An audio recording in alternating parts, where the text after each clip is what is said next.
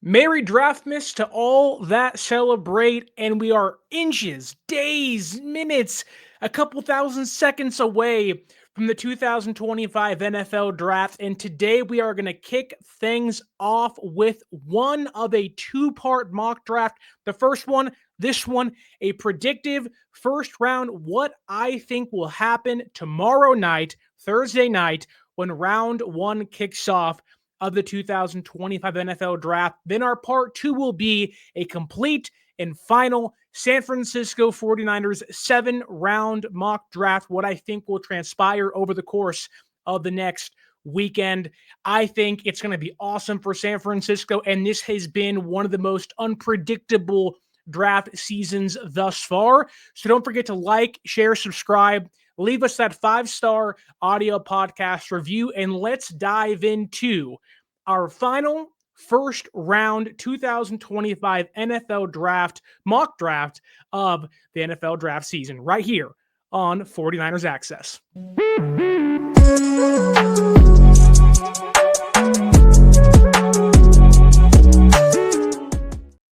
As you can see behind me, I have the Pro Football Focus mock draft simulator up, ready to go, and I think it's pretty clear what's going to happen at pick number one, and that pick belongs to the Tennessee Titans. Of course, it's kind of been a known thing for about 1, 2, 3 months now.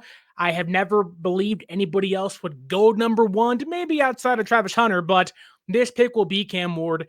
You don't need my breakdown on him. It's a clear cut. It's going to happen. If it doesn't happen, the world's falling apart and pigs are flying. So Cam Ward's going number one to the Tennessee Titans. And pick number two, I think, is also clear as day. It's what I would do. It's what I'm hoping the Browns do on Thursday night, and that is take Travis Hunter. I think the clear-cut number one prospect in this year's draft. Play offense, play defense. Fills two needs for them. They have Jerry Jeudy, but you can use some extra receiver help. You have some cornerbacks, but you really don't have that true number one. Denzel Ward has the concussion problem, and you may see a couple more guys in that room walk away in the next year or so once their contracts are up. So get Travis Hunter and kind of revitalize the franchise again, which seems like an ever-going cycle of, wow, great pick. Wow, how are they a 4-win team again? So you're hoping that Travis Hunter can be a major game changer for you of the Cleveland Browns.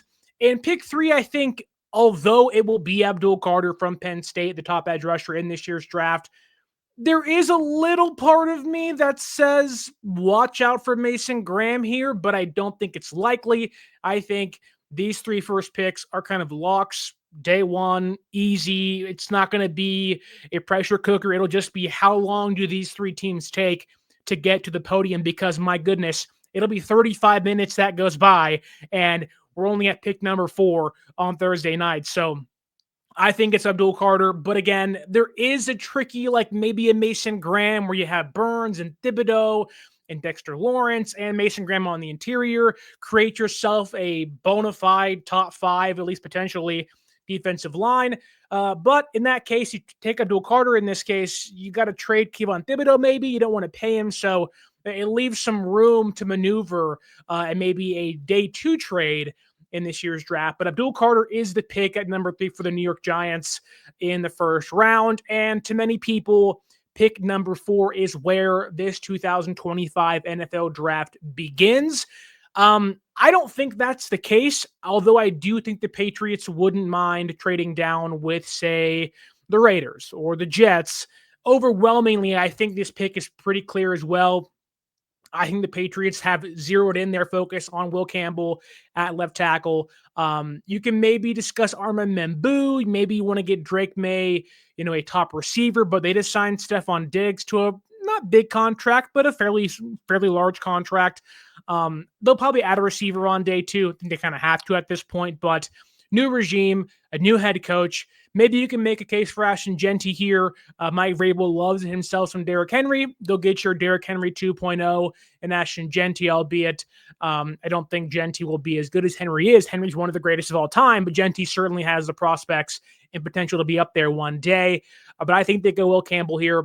Get your left tackle of the future. There are some arm length concerns, but overall, even if he fails at tackle, you have a star guard to help you at the left guard and right guard position. So go get Will Campbell at pick 4. And to me, this is where the NFL draft begins, because you have a new regime in Jacksonville at pick 5.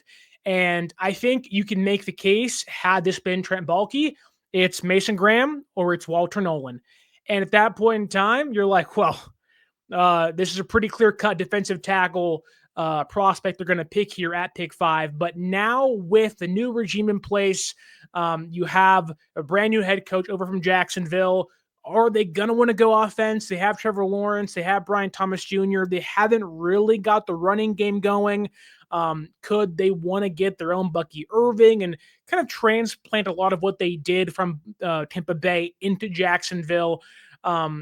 This is where the wild card, which Adam Schefter called the Jaguars is on his podcast this week, the Jaguars are the wild card of, do they go McMillan? Do they go Mason Graham? Do they go Walter Nolan? Do they go Ashton Jeanty? And I think there is a case to be made that, maybe the Bears give them a call and you're not sure. Do they want to go Ashton Jeanty? I think there's a real chance that, Ben Johnson in Chicago gets aggressive, wants to get his running back. They already have 2 good receivers in Adunze and DJ Moore. They have Cole Kmet. They have a pretty stout offensive line, sending 3 free agents this offseason. He may say, I got to get that finishing touch to the offense. But I think the Jaguars are going to be going to shock the world here, if you will. And I think they're going to pick Ashton Jeanty. I think they want to give Trevor Lawrence a running game. I think Travis Etienne could be a trade option for them, or at least more of that kind of scat back, third down pass catcher that I think they could utilize more of. But again, he's a first-round pick in previous years under Urban Meyer, so his contract will be up soon. So maybe he gets traded throughout the offseason or during the training camp periods of the NFL offseason. So I think Ashton Jeanty goes 5 overall to the Jaguars, and I think you are looking at an NFL draft rooms that are kind of shocked of like, oh, the Raiders wanted him, the Bears wanted him, and I'm sure the Dallas Cowboys wouldn't mind making a trade up, because Jerry Jones even said they're working the phones trying to get a trade done. Whether it's up or back, who knows? But it seems like a lot of people want this year's top running back, but I think there's not going to be many trades on Thursday night. You may see some, 2 picks forward, 2 picks back, but I don't see many of these, 15th overall pick jumps inside the top 10 to get a splash. I don't see that happening. This year's draft only has about, 4 to 5 clear blue chippers, and they're kind of already off the board. Hunter's that, Carter's that, Campbell's that, Jeanty's that. And I can argue Cam Ward isn't even that.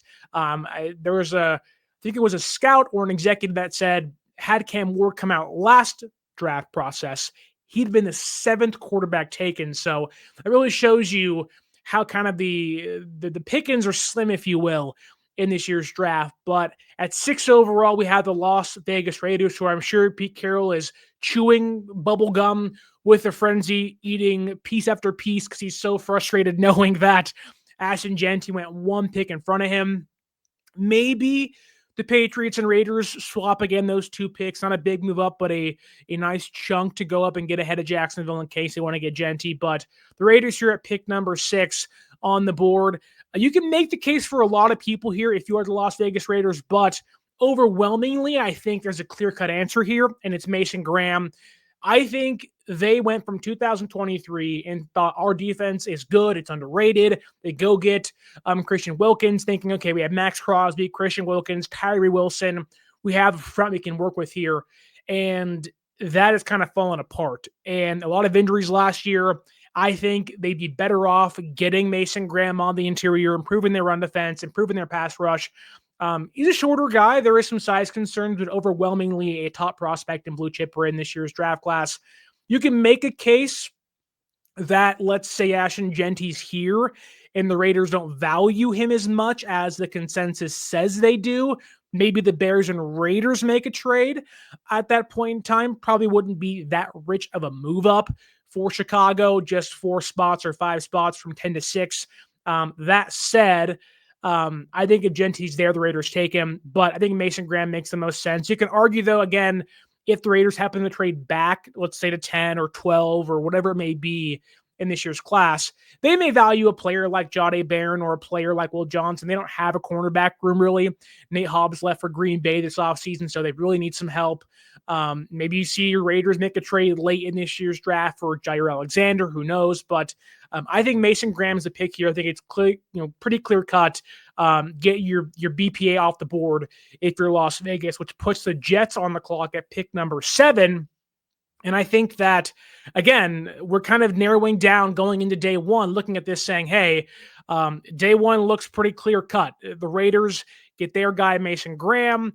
The first 6 picks go by, and we're all saying, yep, that makes sense. This makes sense.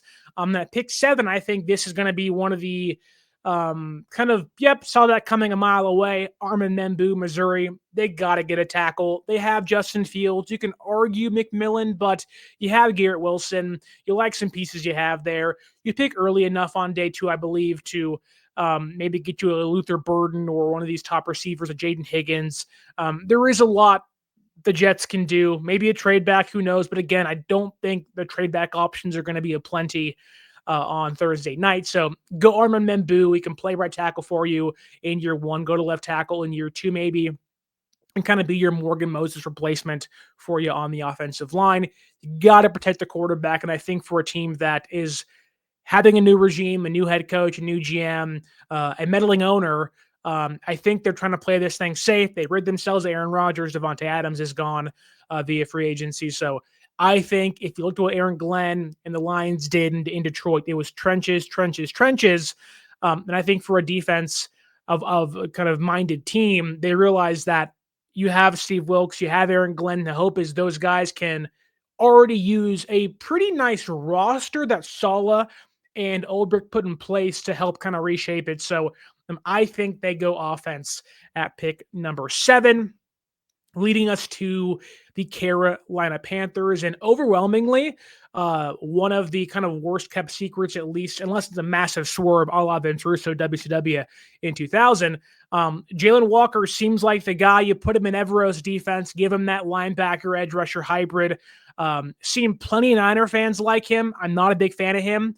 I know that sounds kind of rude, but at pick number 11, I wouldn't take him. He was on my top 5 prospects to not take for San Francisco. I don't think he fits their scheme or system. However, the Panthers need some help on defense. They spent a lot of money there in the offseason. They don't really have an edge rushing group, that number 1 alpha guy. And I think Walker, who is right now stuck in positions or in between positions at linebacker and edge, can be the outside linebacker for an Evero defense that wants to run that 3-4.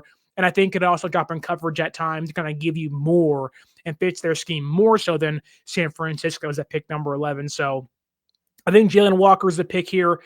I think if James Pierce or Mike Green didn't have the red flags, you'd be having more of that conversation. But Jalen Walker seems like the pick here at number 8 for the Carolina Panthers. And here's where things get tricky, because the Saints need everything. You can pitch me on Marion Hampton here. If Ashton Jeanty fell, you can certainly pitch me on that.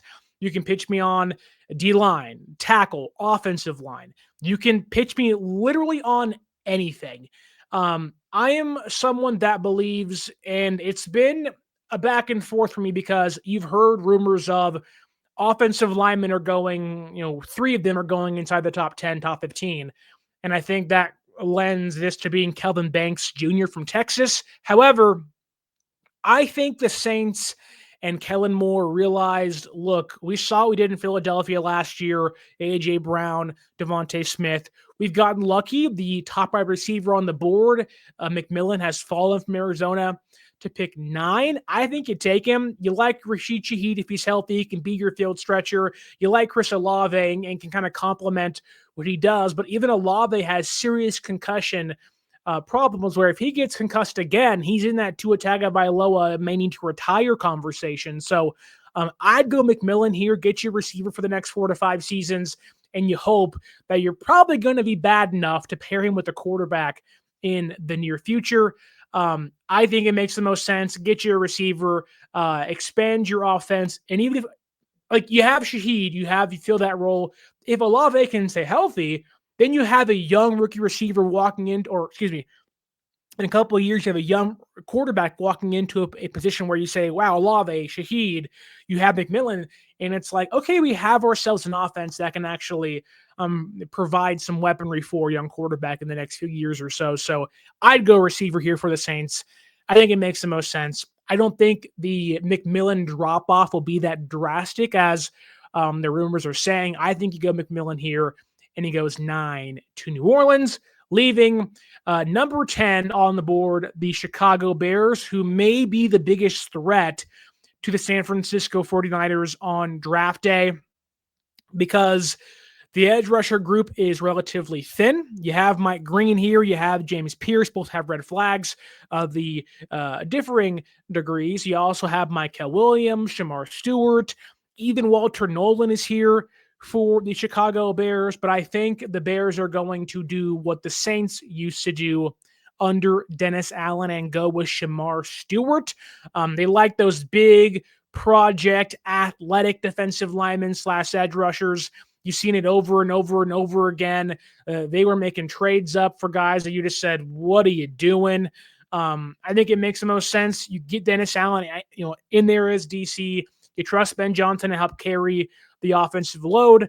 If they don't make a trade up for Ashton Jeanty, I think they're in a good place to maybe go get a running back on day 2, replace DeAndre Swift and feel okay with that.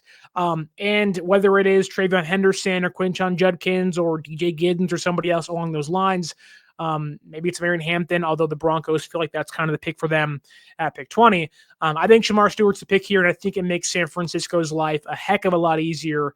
And look, Shamar Stewart's probably going to need a few years to kind of get up to speed and hope he can become what the projections may say. And I think getting him in a defensive line group that has Montez Sweat opposite him on the other side will do a load of wonder.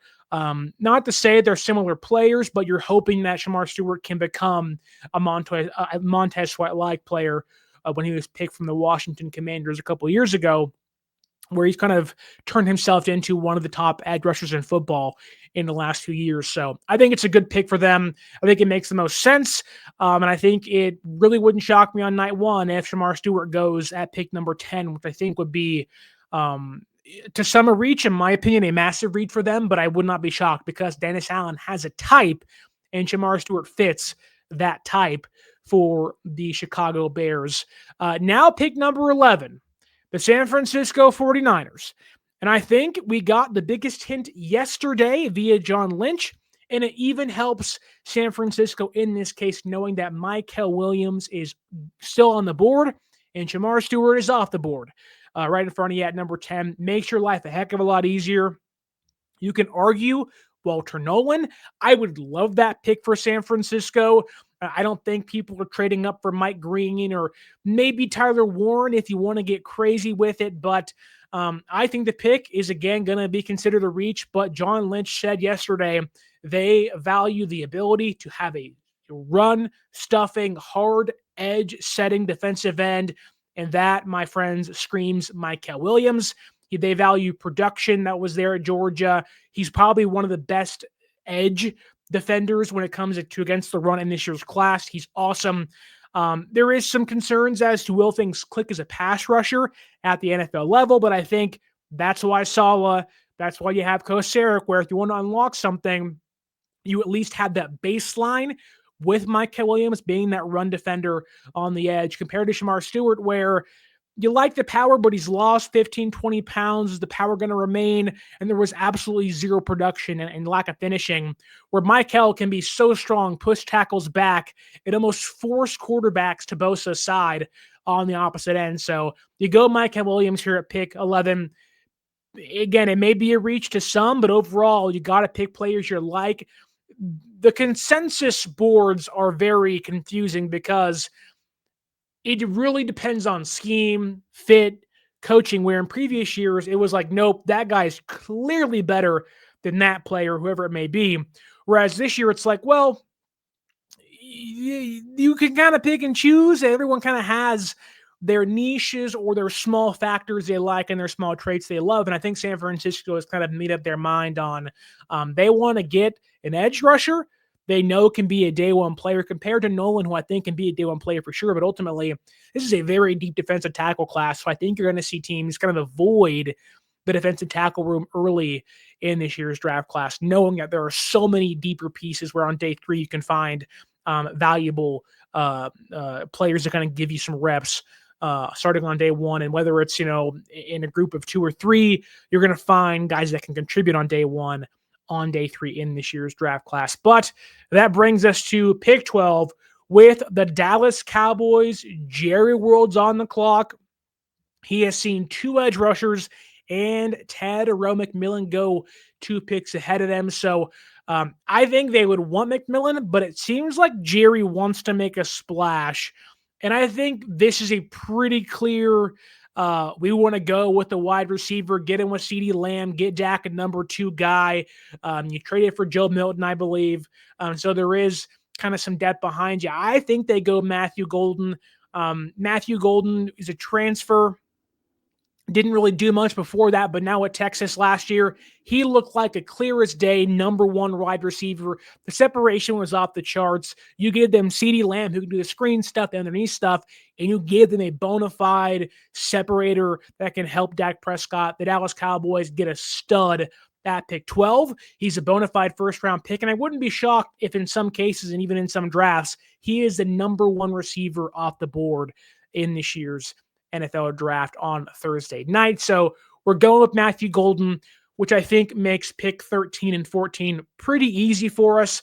I think pick 13, you heard that Kelvin Banks, 3 offensive linemen, could go inside the top 15, maybe top 10. You can argue Josh Simmons here, but I think that the medical red flags, although he's been passing more physicals recently, and I think he'd fit what the Dolphins want to do. They lost their left tackle, Tron Armstead. They run that Shanahan style scheme. Josh Simmons can run that extremely well. I think he fits them, but I do wonder the injury history, does that ward them off? Hence why I think Kelvin Banks fits them even better. There's a case to make where they may use Patrick Paul as their left tackle this year, get Kelvin Banks in as a left guard, and if Patrick Paul fails, you just move Paul to right tackle, you move Banks to left tackle, and you figure things out elsewhere. So I'd go Kelvin Banks here. It feels like the NFL is much higher on him than most. And I think the Dolphins are praying that teams like the Saints and teams like San Francisco don't take him because they really want Kelvin Banks out of Texas on the offensive line. They have a need there, and they have to protect Tua Tagovailoa as if their life depends on it, because if he gets hurt again with an injury or concussion, it could be over. So you got to protect your quarterback, get Kelvin Banks Jr. And pick 14, again, a very easy pick, Tyler Warren. They got to get a tight end. They don't have a tight end worth a damn out there in Indianapolis. You got to help Anthony Richardson, give him that security blanket. You give Shane Steichen just kind of do-it-all tight end. You can use him very much like Dallas Goedert, but as a H-back, a fullback, even a wildcat quarterback, you can manufacture plays for him where you go, oh my God, he's unlocking something in the offense we haven't seen before. They have Michael Pittman. You pair him with him, and you had Jonathan Taylor. You finally have given Anthony Richardson and maybe even Daniel Jones a very winnable offense to work in. So go get Tyler Warren. They don't have to make a move up. They usually don't make moves up. So the best player falls to them at pick 14 on probably their board, which brings us to pick 15 for the Atlanta Falcons. And I think this is where you see the first red flag player get taken. That is Mike Green, 17 sacks at Marshall.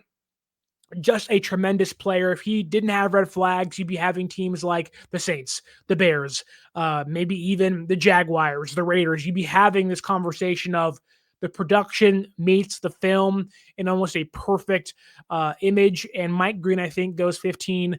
Raheem Morris, I think, needs to find some edge rushing help. They got to get to the quarterback. The defense went missing for large portions of the NFL season last year, which didn't ruin their season, but the best way to help a young quarterback is give him the offensive line and give him a tight end. They have the offensive line. They have Kyle Pitts. Well, get him a defense too. I think you go Mike Green here. It's too rich to take a center. Center class really isn't that great anyway. So you go Mike Green, pair him with Matthew Judon and company out there in Atlanta, and get to the quarterback, get takeaways, force sacks, and get the ball into your young quarterback's hand more and more to get him more reps and more comfortable at the NFL level. leading us to pick 16 for the Arizona Cardinals. And I'm torn on this because the Cardinals need offensive line help, but they need a guard. And I don't think the guards are worth taking this early in this year's class.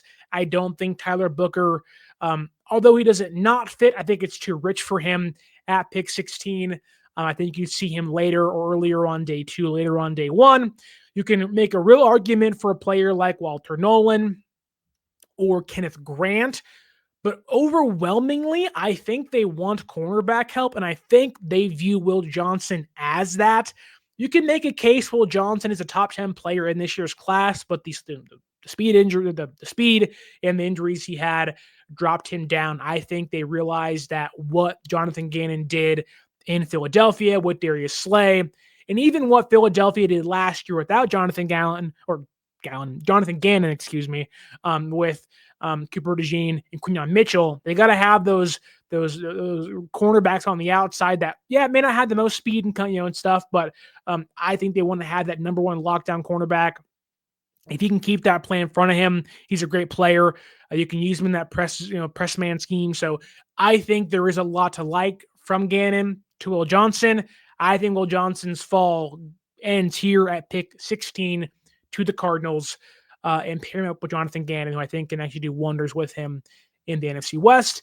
And you have the Bengals. And the Bengals are, to me, one of the more, I don't want to say polarizing, but confusing, interesting teams, because are they going to trade Trey Hendrickson?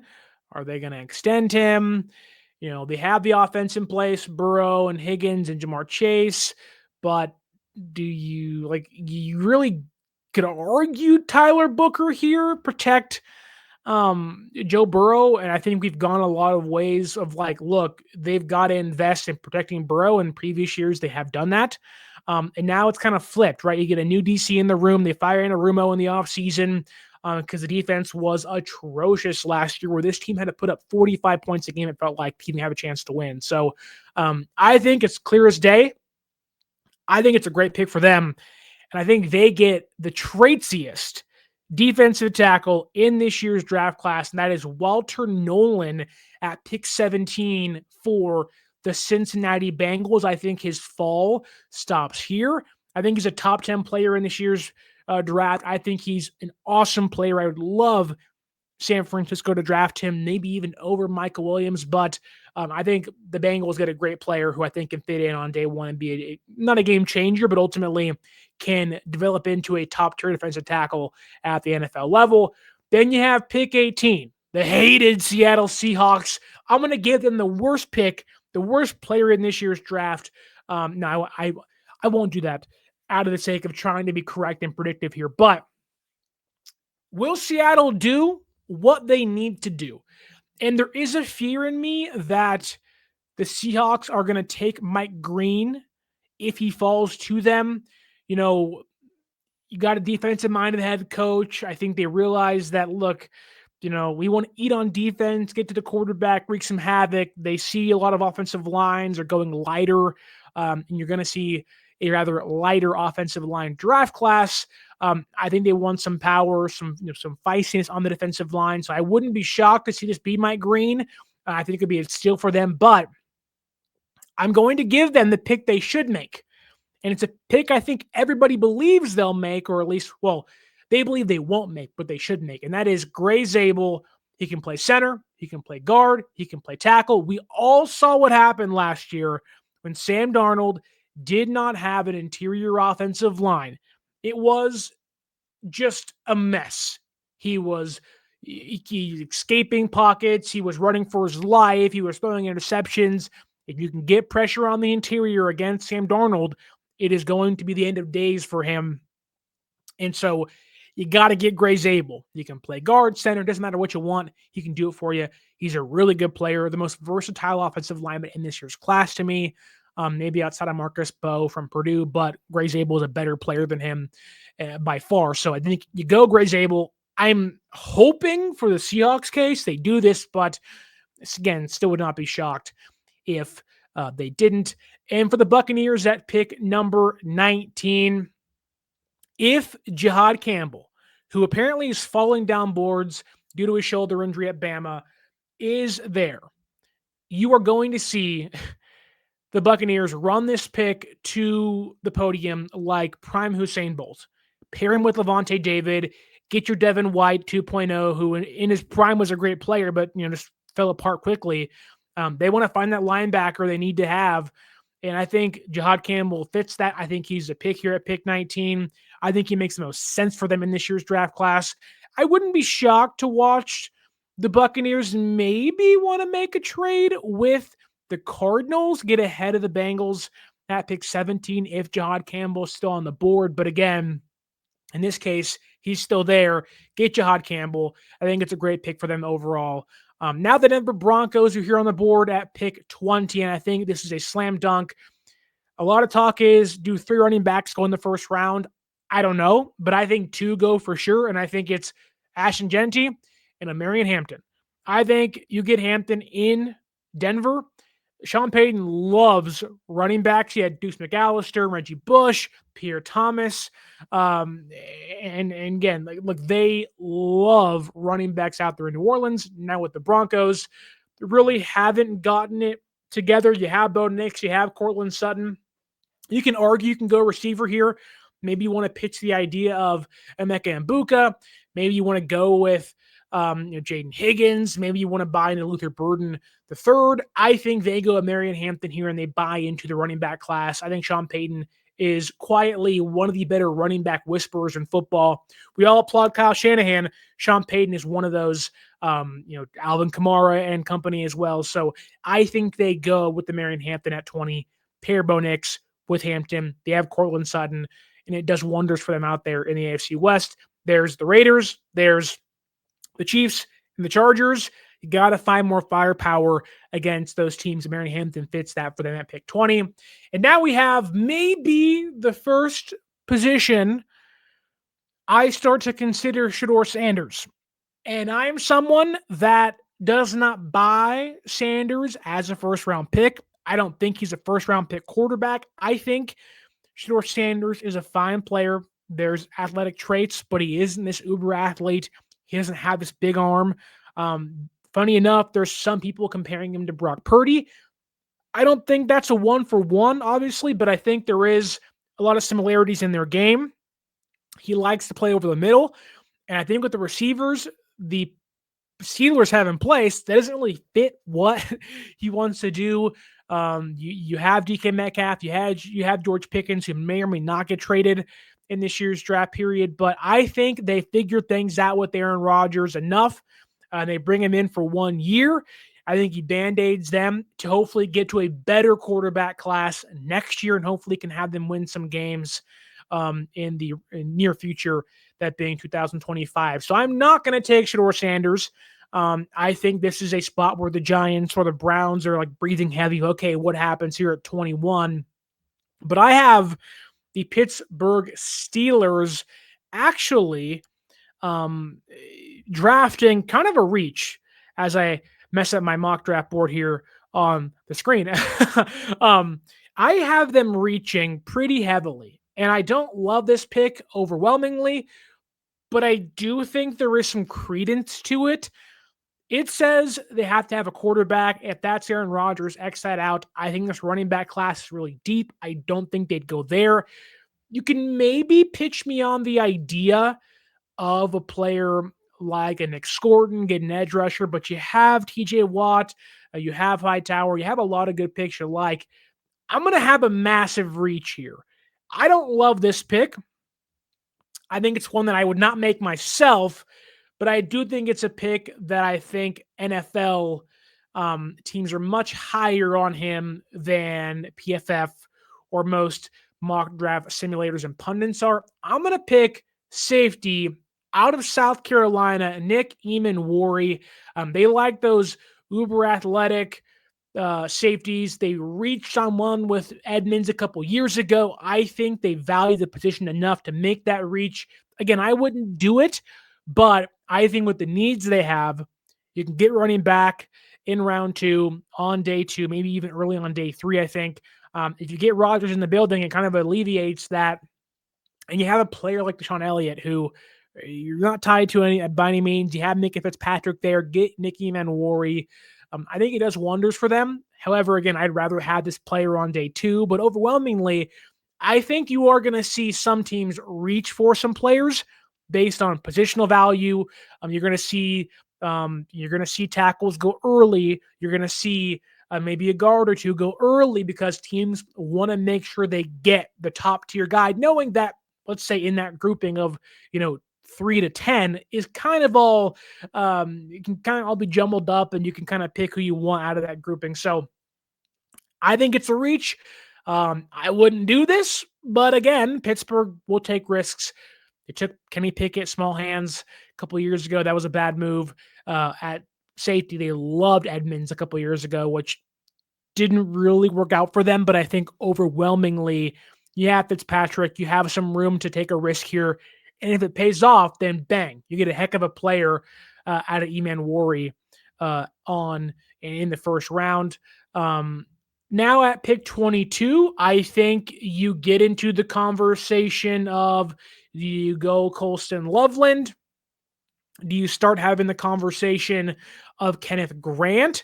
I think there's a real conversation to be had that either one of the Michigan guys are going to be off the board by pick 22 to the Chargers, simply because, there's needs at both those positions for the Chargers. And I think Harbaugh wants to get his boys in the building. Didn't take him last year, but I think he wants his boys. I think he will go either Kenneth Grant or Colston Loveland. I'm going to shock you a little bit, and I think they're going to go Kenneth Grant here because when you lose Poona Ford, you want to have that space heater on the interior. I think they need it more than anything. You lose Joey Bosa, you lose Poona Ford, you have Khalil Mack, but you got to fix your defensive line. I think you're getting one of the better defensive tackles in this year's class, albeit I think he's my 4th behind Graham, Nolan, and Harmon. But I think Michigan guy, defensive fit out there in LA with the Chargers. Harbaugh gets his boy, giving us and bringing us to pick number 23 of the draft, that being the Green Bay Packers. And is this the year the Green Bay Packers, in their own town where the draft is held this year, finally go wide receiver? Adam Schefter said he thinks this may be the year. And I'm here to say, as working as Brian Gutekunst in this position, no, it's not going to happen.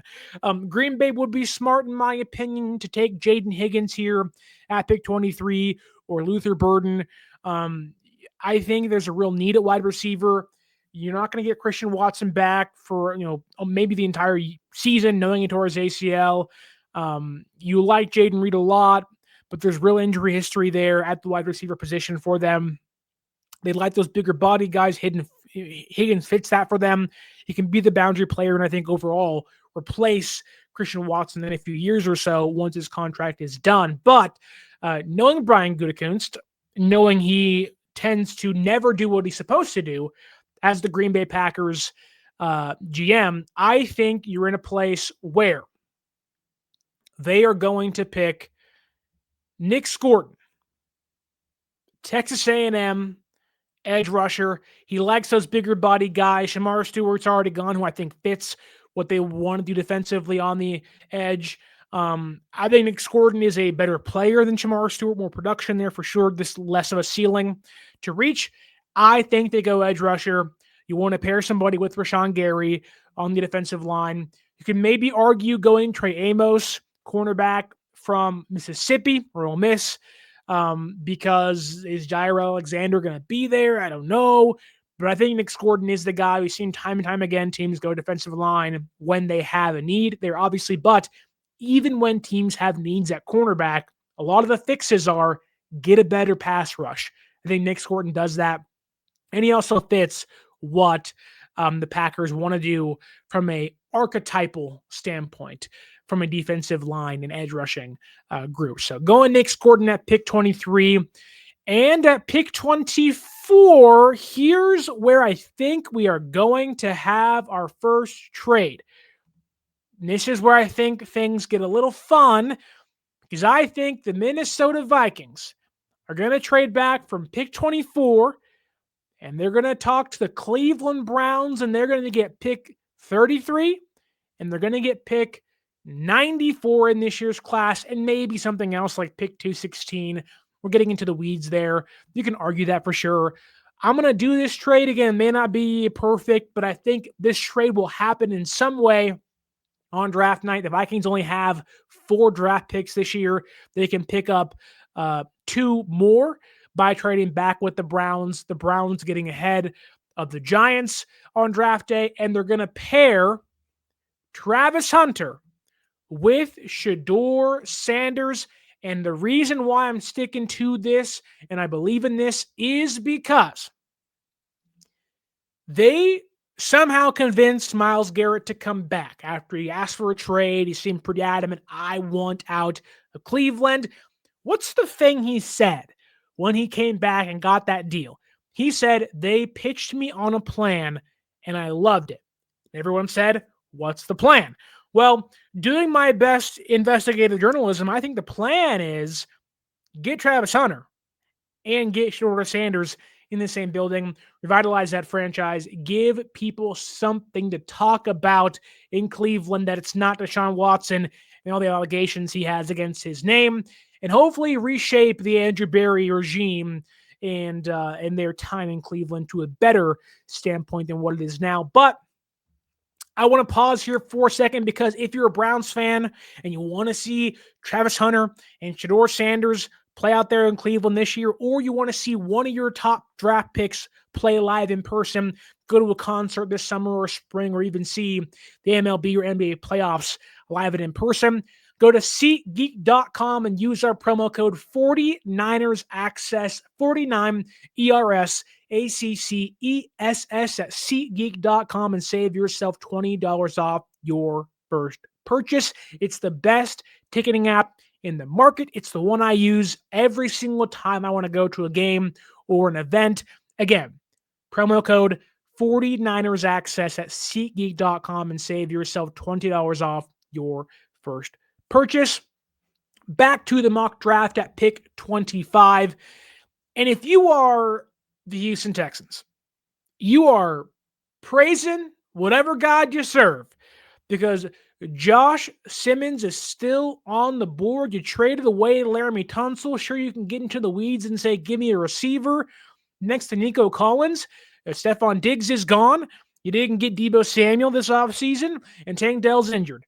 You can maybe argue Emeka Mbuka. I would not complain there, but I think Josh Simmons becomes your instant left tackle upgrade.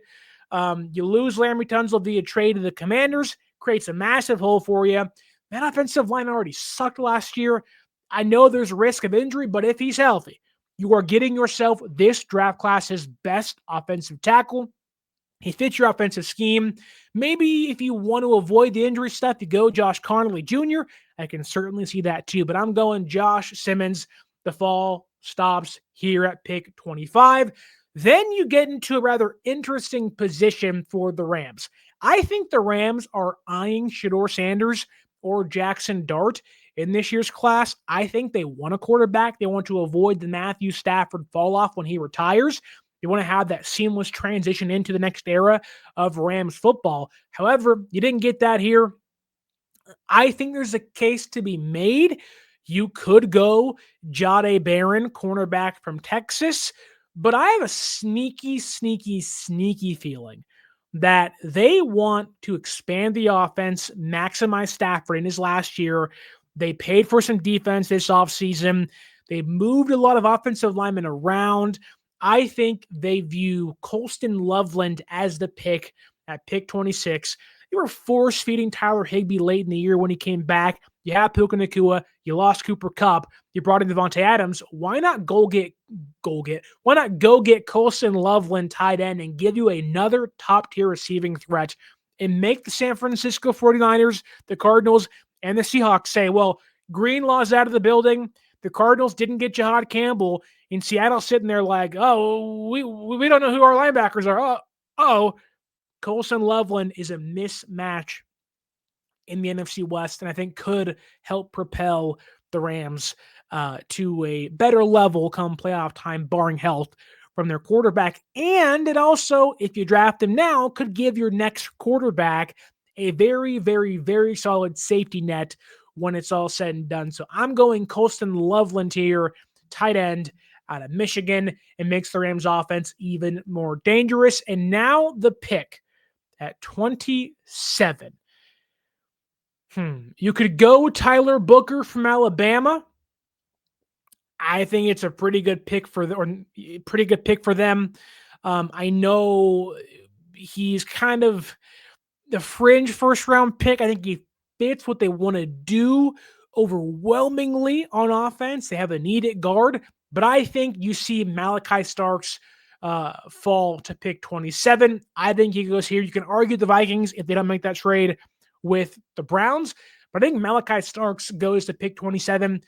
The Ravens loved to use 3 safety sets. They weren't healthy enough last year to do so, but if they want to use 3 safety sets, they run those safety sets more than anybody else in football. They almost had 3 safeties hit 1,000 snaps just 2 years ago. Again, health kind of limited them last year, but that is their base defense. A 3 safety defense is their base defense. Get Malachi Starks in the room. You can do that more often than not out there in Baltimore. And now we're at pick 28 with the Detroit Lions. And I don't really see a need at wide receiver. You can probably get one of those on day 2, I think, for Detroit. I think their needs are on the edge. You can certainly pitch me on Donovan Ezeracco. If you want to go receiver, Emeka Mbuka, although I don't see it being that big of a need here. You can certainly pitch me on the idea of reaching for a player like Carson Scherzinger from UCLA, and being that kind of roaming, off-zone linebacker for you. But I think they're going to zig where a lot of people zag, and they're seeing Derek Harmon fall from what seemingly was going to be pick 11 to San Francisco or pick, in the teens all the way to 28. Derek Harmon, I think, is from Detroit, Michigan. He comes back home, fills a big need for them. Aleem McNeil may be hurt for a long time. So you get Derek Harmon in the building. I think he fits well next to Aiden Hutchinson off the injury. I'm going Derek Harmon here. I think his fall, there were some medical problems, but I think his fall stops here. I think it's a good spot for him. Good spot for Detroit. I think it's a good marriage for them as a whole. And now the Washington Commanders at pick 29. The Commanders filled a lot of needs this offseason, right? Brought back a lot of their players. They acquired Deebo Samuel. They acquired Laramie Tunsil. I think when you have wide receiver and left tackle kind of checked off on your needs, you can certainly pitch me on Jahdae Barron here from Texas. I could easily see that being the pick. Or you can pitch me on James Pierce Jr. And this is where I think things get a little confusing, because if you're the Washington Commanders, do you want to take a risk on James Pierce Jr., with the red flags he has, the arrest he had on weapons charges, the does he love football conversation, or do you want to bank on Jahdae Barron as a slot cornerback for you? They have Mike Sanders still. You can give you some flexibility. I think this is where we kind of get shocked. And I think James Pierce Jr. actually falls almost nearly out of the first round, and the Commanders go Jahdae Barron at pick 29. Again, I may go James Pierce Jr. here if it was me, but I think they're going to go Jahdae Barron at pick 29. You can argue James Pierce Jr. for sure, and I would not doubt that whatsoever. If he was not a red flag, you're talking about probably a top 15 pick guaranteed, but I think there are some concerns out there.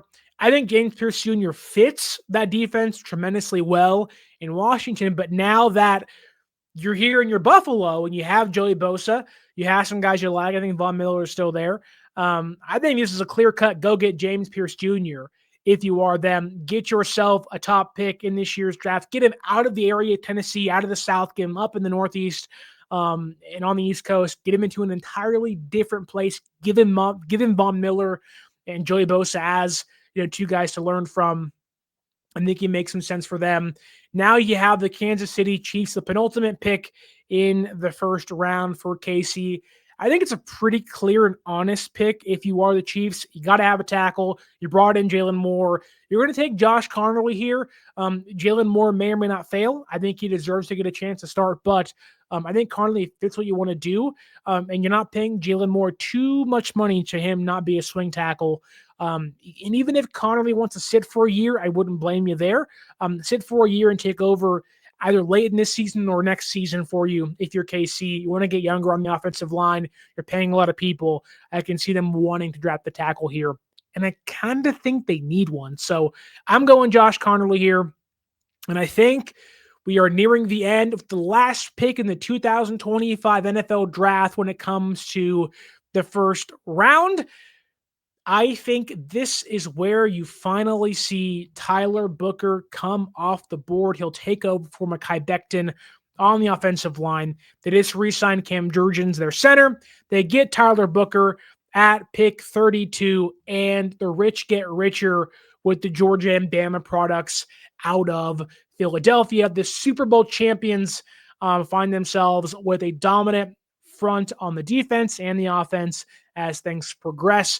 I think it's a great pick for them. They get probably, depending on how you view Will Campbell on the offensive line, this year's best guard in the power scheme for you, power gap scheme out there in Philadelphia, and free up space for Saquon Barkley to help fuel their offense. So as I read you the picks, number 1, Titans, Cam Ward.